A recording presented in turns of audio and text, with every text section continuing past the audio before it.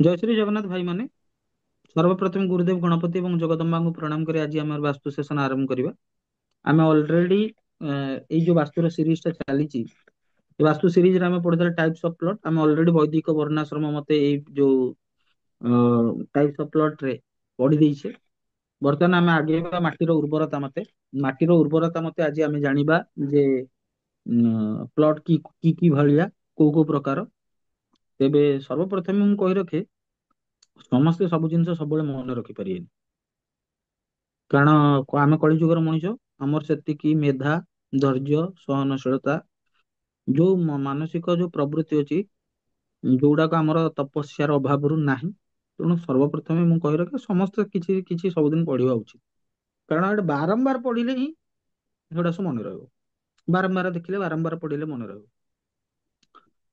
ଏବଂ ଯୋଉ ସେସନ ଗୁଡାକ ଆମେ ରେକର୍ଡ କରୁଛେ, ବିଶ୍ୱାସ କରନ୍ତୁ, ଏତେ ସୁନ୍ଦର ଭାବରେ କୋଉଠି ଆପଣଙ୍କୁ ଏତେ ରୁଟ ଲେଭେଲରେ ମିଳିବ ନାହିଁ। ସମସ୍ତେ କହିଦେବ ଏଇଟା ହେଲେ ଏଇଟା ହବ।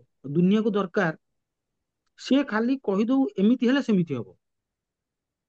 ଦୁନିଆ ରୁଟ କଜ ବିଷୟରେ ଜାଣିବା ପାଇଁ ଦୁନିଆ ପାଖରେ ସମୟ ନାହିଁ। ତୁମେ ଯେହେତୁ ପଢୁଛ, ତମକୁ ରୁଟ କଜ ଜାଣିବା ଦରକାର।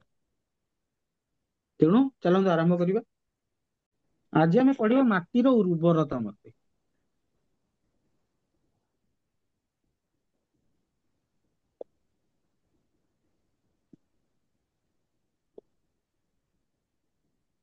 ଦେଖ, ମାଟିରୁ ଆମେ ଦିଟା ଜିନିଷ ପାଉ। ବେସିକାଲି ସବୁ ତ ପାଉ। ମାଟିରୁ ମାନେ ମେନଲି ଆମେ ଦିଟା ଜିନିଷ ପାଉ। କଣ ପାଉ ନା, ଆମର ଖାଦ୍ୟ ଶସ୍ୟ, ଯୋଉ ଉଦ୍ଭିଦ ଗୁଡିକ ରହିଲା ବା ଗଛ ଗୁଡିକ ରହିଲା, ସେଇଟା ପାଉ। ଏବଂ ମାଟିରୁ ଆମେ ଖଣିଜ ସମ୍ପଦ ବି ପାଉ। ଯଦି ଭାବ ଉଦ୍ଭିଦ ନଥାନ୍ତା, ତାହେଲେ ଆମେ ଖାଇବାରୁ ବଞ୍ଚିତ ହେଇଥାନ୍ତେ। ଆଉ ମୁଁ କହିଛି, ଗଛ ହିଁ ମଣିଷର ପ୍ରକୃତ ବନ୍ଧୁ। ଜନ୍ମଠୁ ଆରମ୍ଭ କରି, ଅକ୍ସିଜେନ ଠୁ ଆରମ୍ଭ କରି, କାଠଠୁ ଆରମ୍ଭ କରି, ସବୁ କିଛି ଖାଇବାଠୁ ଆରମ୍ଭ କରି ସବୁ ସେ ଆମକୁ ଦିଏ। ତେଣୁ ଉଦ୍ଭିଦ ମତେ, ମାଟିର ଉର୍ବରତା ଯଦି ଭଲ ରହିବ, ତାହେଲେ ତ ସେଇଠି ଉଦ୍ଭିଦ ରହିବ ନା ଭାଇ। ଯଦି ମାଟି ଉର୍ବର ନହବ, ତାହେଲେ ଉଦ୍ଭିଦ କେମିତି ସେଠି ବଞ୍ଚିବେ, ବଢିବେ। ତେଣୁ ମାଟିର ଉର୍ବରତା ମତେ ପ୍ଲଟକୁ ପ୍ଲଟକୁ ଚାରି ଭାଗରେ ବିଭକ୍ତ କରାଇଛି।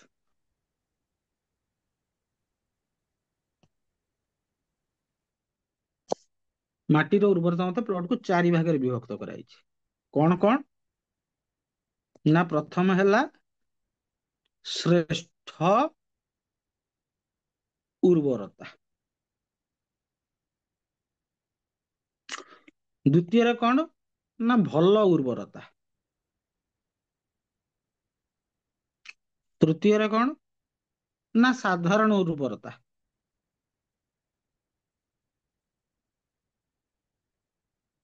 ଚତୁର୍ଥରେ କଣ ନା, ଖରାପ ଉର୍ବରତା।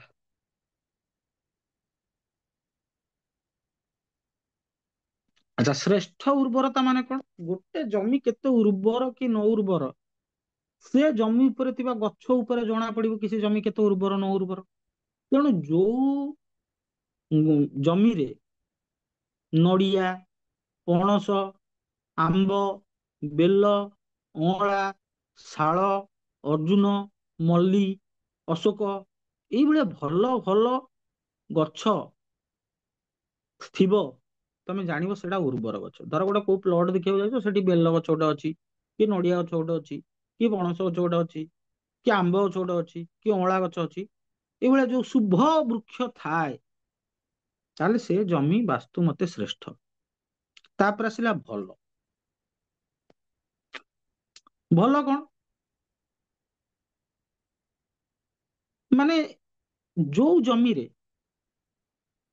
ଭଲ ମୁଁ ଯୋଉ ଏଇ ଯୋଉ ଗଛ ଗୁଡା କହିଲି, ଶାଳ, ଆମ୍ବ, ବେଲ, ଅଁଳା ଓ ନଡିଆ, ପଣସ, ଏଇଭଳିଆ ଗଛ ନଥାଇକି ବି ପନିପରିବା ପ୍ରଚୁର ପରିମାଣରେ ଚାଷ ହେଇଥିବ, ଯୋଉଟାକୁ ଆମେ ଗୋଟେ ମାତ୍ର କହିପାରିବା ଯେ ଲ୍ୟାଣ୍ଡ ମାନେ କଣ ସେଟା, ଚାଷ ଜମି, ତାର ଉର୍ବରତା ଭଲ।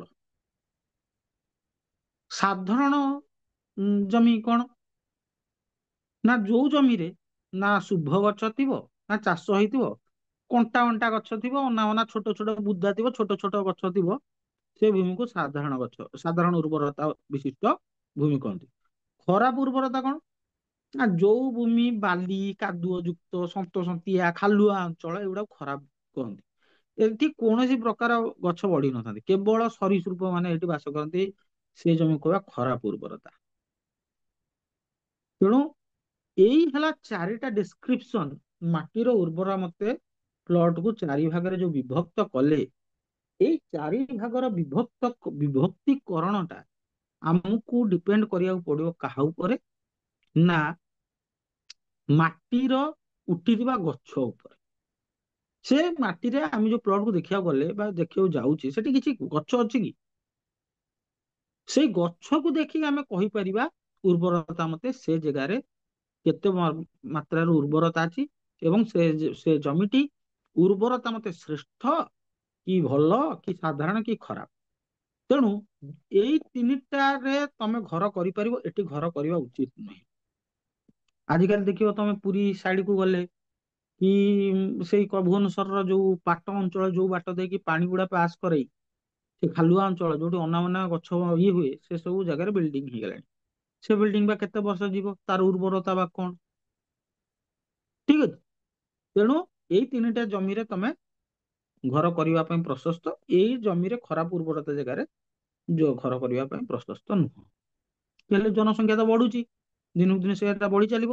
ତେବେ ଆଜିର ସେସନରେ ଆମେ ଜାଣିଲେ ମାଟିର ଉର୍ବରତା ମତେ ଜମିକୁ ଯୋଉ ବିଭାଗୀକରଣ କରାଯାଇଛି, ସେଇ ବିଷୟରେ ଆଜି ଆମେ ଜାଣିବା। ଏବେ ଆଗକୁ କାଲି ଆମେ କଣ ଜାଣିବା? ନା ସ୍ଲୋପ ବା ଢାଲୁ ମତେ କିଭଳି ଭାବରେ ପ୍ଲଟ କୁ ଡିଭାଇଡ କରାଯାଇଛି। ତ ମୋର କହିବାର ତାତ୍ପର୍ଯ୍ୟ ହେଲା ଯେ ତୁମେ ମାନେ ଜାଣିଲ ଯେ ଏଇ ଜିନିଷ ଆମକୁ କରିବାର ଅଛି, ଏଇ ଜିନିଷକୁ ଆମେ କରୁଛୁ ବା ପଢୁଛୁ। ତେଣୁ କୌଣସି କିଛି ବି ନହେଲେ ନିଜ ଜମିଟାକୁ ତ ଜାଣିପାରିବ କି ଏଇଟାର ବାସ୍ତୁ ମତେ ଏହାର ଭାଲ୍ୟୁ ବା ପାୱାର କେତେ ରହିଛି। ତେବେ ଆଜିର ସେସନ ପାଇଁ ଏତିକି। ନେକ୍ସଟ ସେସନରେ ଆମେ ସ୍ଲୋପ ମତେ ବା ଢାଲୁ ମତେ ପଢିବା। ସମସ୍ତଙ୍କୁ ଜୟ ଶ୍ରୀ ଜଗନ୍ନାଥ।